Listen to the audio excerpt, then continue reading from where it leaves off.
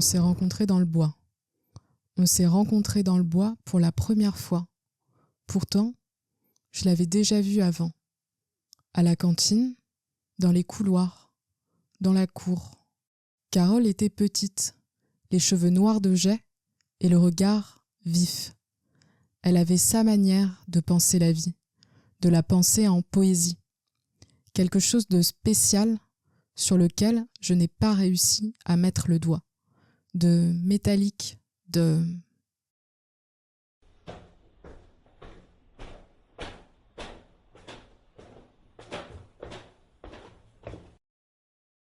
Notre rencontre a été brève.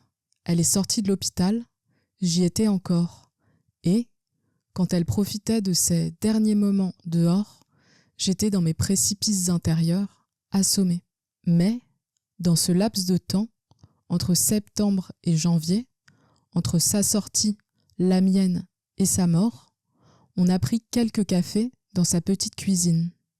Table à gauche, évier à droite, fenêtre au fond qui donnait sur le boulevard. Ces messages me rattachaient à une beauté de la vie qui alors me fuyait. Des SMS enjoués, un peu fous, authentiques. Quelle belle nuit et quel bonheur de dormir dans un vrai lit. Quelle belle nuit et quel bonheur de dormir dans un vrai lit. De notre rencontre, il ne me reste presque que ça. Ces SMS, ces bottines marron que ma mère porte maintenant et ces vagues souvenirs. Dans la cuisine, son bras en écharpe se démène pour faire un expresso. Sur son canapé, elle me parle de sa beauté passée, de sa jeunesse. Amant, cuissarde, nuisette. Elle respire une sexualité qu'alors je fuis. Elle respire. Dans la cuisine, autour du café, c'est le viol qui vient, l'abus. Et moi, toujours avec cette sensation de tournis. Ici, mais pas vraiment là, j'essaye de m'accrocher coûte que coûte à l'œil du cyclone. Je ne sais pas ce que tu as vécu, mais prends ton temps. Sa voix est douce. C'est comme si elle me prenait la main. Mais je ne dis pas grand-chose.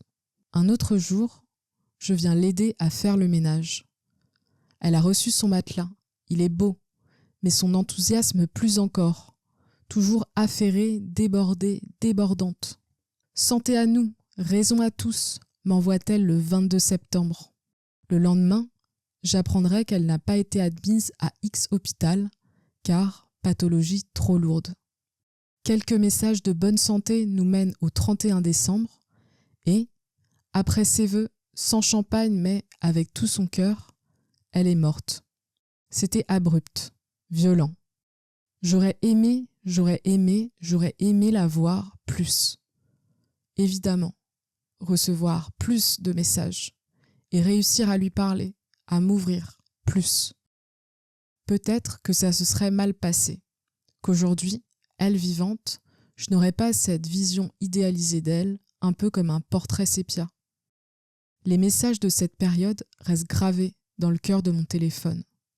Je peux les apprécier de nouveau avec mélancolie. Je les garde par nostalgie de ce qui aurait pu être. Je peux revoir l'ordre des messages et réécrire l'histoire, voir la vie en colorama et me souhaiter des nuits enchanteresses comme elle me l'écrivait. Réécrire l'histoire, ce serait aussi. Et si elle m'avait vue autrement que l'invité à qui on demande de faire le ménage, autrement que la fille à qui, par générosité, on donne les vieilles affaires qu'on ne met plus, la fille qu'on attache à ses changements d'avis, à ses lubies. Pourrais-tu me rendre les affaires que je t'ai passées ? J'y tiens trop finalement. Souvent, je ne sais pas si c'est moi ou les autres qui m'obligent à adopter cette position, celle de la précaire qui ne peut pas refuser. Car, quand je refuse des affaires, on s'étonne que j'ose le faire.